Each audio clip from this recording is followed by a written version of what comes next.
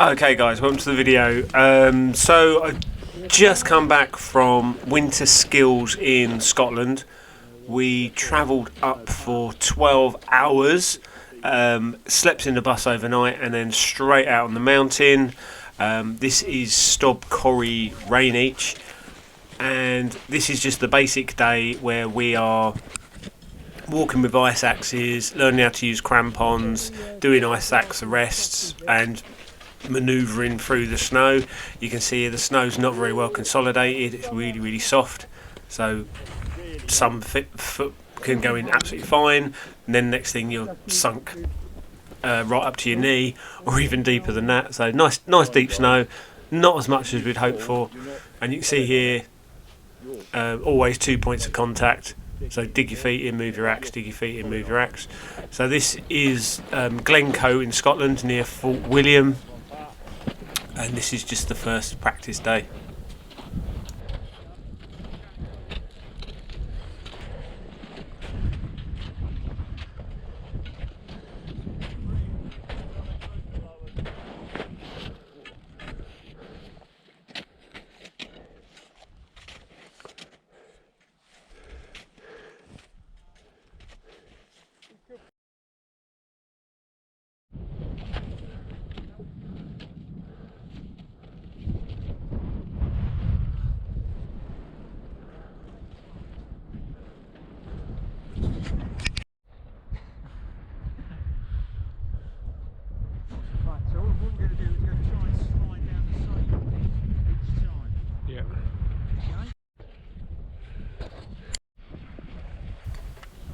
So we have Luke here with a little plastic sledge, and he's sliding down trying to polish the snow a little bit to make the ice axe arrests a little bit easier.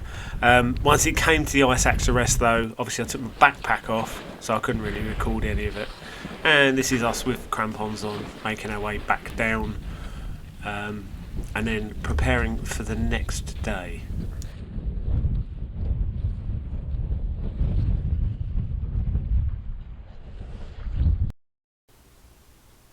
Right, so this is Stob, Coire, Lochan, still on the Glencoe road, just probably about 2 mountains over from where we were the day before, so this is day 2. And it's also known as the Hurt Lochan because the walk up is savage. Now, the week before, I had COVID and that wiped me out for the full 10 days. So I really struggled up here with my lung capacity. Yeah, obviously still not 100% back to normal. So I carried on plodding up here, and as the name suggests, the Hurt Lochan, yes, it was not any kind of fun at all. And I was also helped out a great deal by lots of liquid snow coming down, so full waterproofs, which makes you sweat more, which makes you hotter, which sort of makes the whole situation a lot more awkward.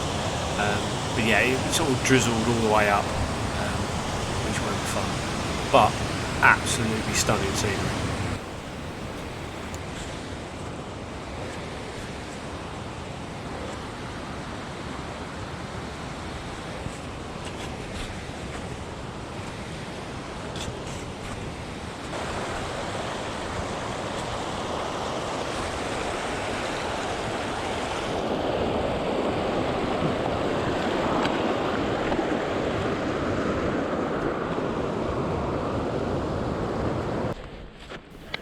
So as we headed up, the snow did get a little bit firmer, but these first slopes, it was just slush. Very deep snow, so you're going up to your knee kind of every other step, which is just hard work. Just absolutely exhausting. But once we get to the top, you can see here that the ice is a lot more compact, a lot colder, a lot more consolidated, so you've got a nice crust on the outside. And we decided to go for Broad Gully, which is in the picture on the arrows. Broad Gully is about 45-degree slope, so 2 points of contact, all the time. Not necessary to have ropes because it wasn't avalanche conditions or anything. We could have done dead man belay up there. So you can see here, kick your feet in, place your axe, kick your feet in, place your axe, and repeat all the way to the top. And you can, if you look right down the background there, you can see the road as well. So quite a climb, but yeah, well within my capabilities. And then when we got to the top, you were probably about 40 mile an hour winds, so it was really howling when we got to the top of there. Then we just made our way back round.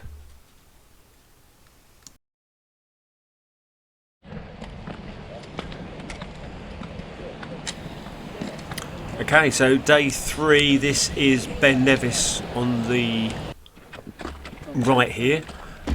So this is the Witches track up to the north face of Ben Nevis. A little bit more altitude than we'd had, and a little bit more sheltered, so a lot colder. We had some rain coming in, which was making snow up on the mountain. But the snow was a lot more consolidated, nice crunchy, nice hard snow to walk on, so that was made a huge difference. And because it was such a nice day, it was super busy. There must have been 100 climbers up on the mountain that day. The car park was absolutely rammed. They're not going to show up because they're just little black dots, just because of the size of the place. And you can see the snow building up as I progress further up the mountain. Yeah, walking in proper B3 boots is a whole art form. It is an absolute nightmare.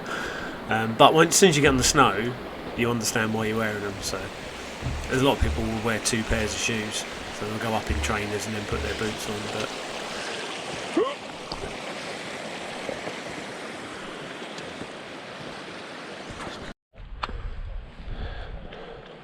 there's people up there, there's people up there, there's people in that gully up there.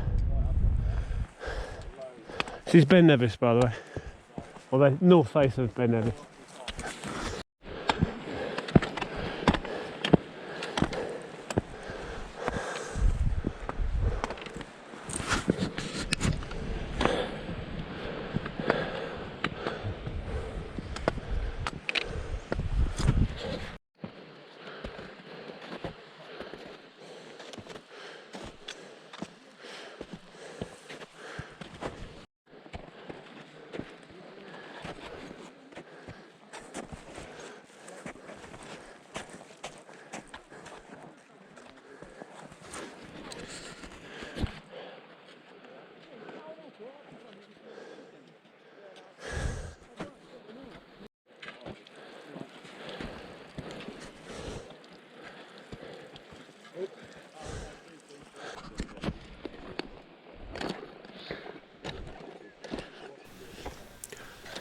So here you can see just how hard the snow is. This is getting the crampons on for the first time in the day. So it's like Velcro for snow. Let's go up there and you can, dig yourself a little flat platform and stand nice and stable on it. But yeah, crampons make so much difference.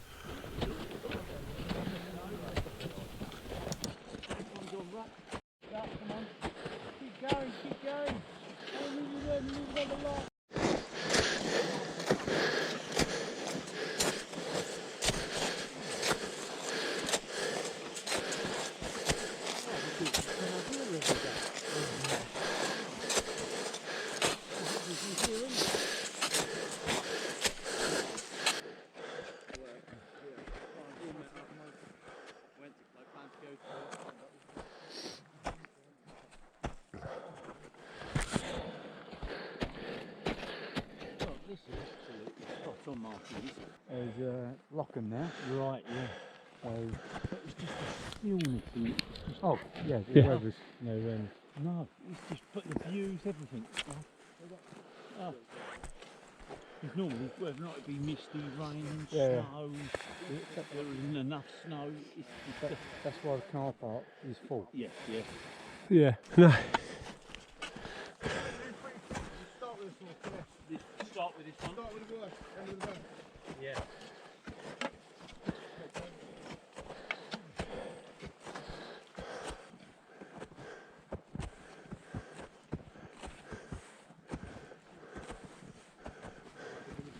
I've done it about 10 times so far.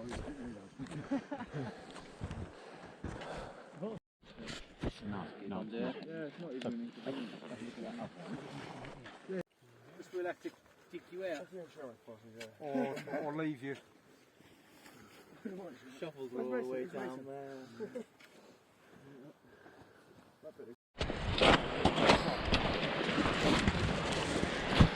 That is magnificent. Don't get conditions better than that. But sun is falling and we've got to get back, so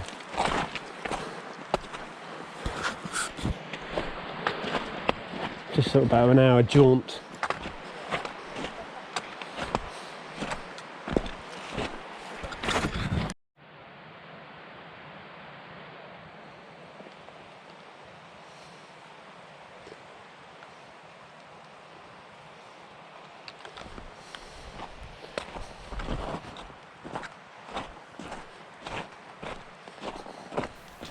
So we're trying to move with a bit of speed down the mountain. I'm back marking, just keeping everyone moving.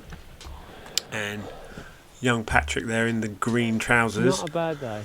Managed to trip over a stone and quite badly twist his ankle. That is stunning. But yeah, no, well my dad has like I don't know what the way to use the boat. It's basically like he's to like that point, you know, took it down the vets and stopped the suffering, but like Yeah. Right, so the next day we went to Onyx Slab to do some dry tooling, so that's ice axes and crampons, ropes and harnesses, and climb up a rock face. Good smile time. Okay, so because it was very rough ground, a couple of the group were really struggling, so I took them back down and the rest of the group went on to get to the summit. But just very lumpy conditions, walking in those kind of boots, they do destroy your feet. You won't see them if they're still. It's like perfect camo.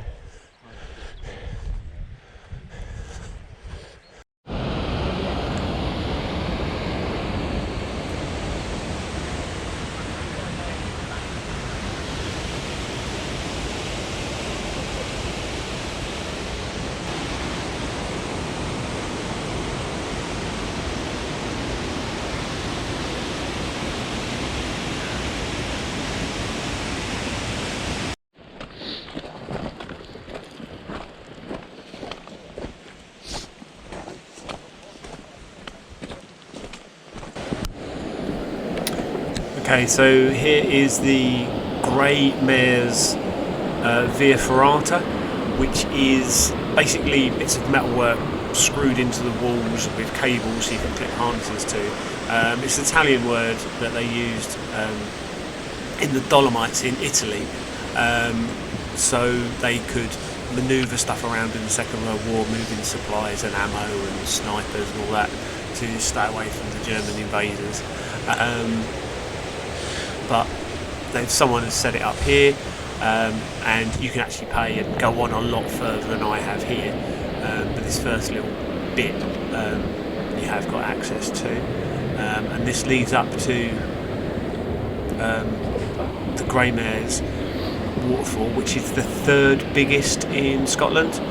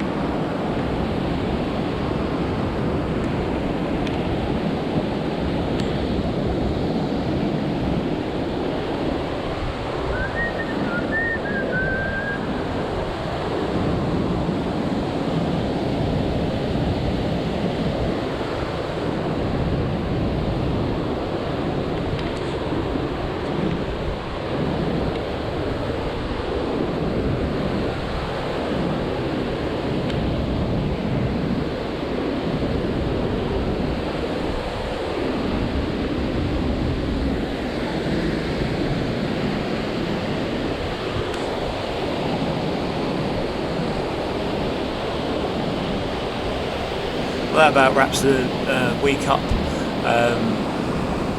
And thanks for watching, guys, and remember, like and subscribe, and hit that bell notification so when I do actually get off my butt and make a video, you can actually get to see it.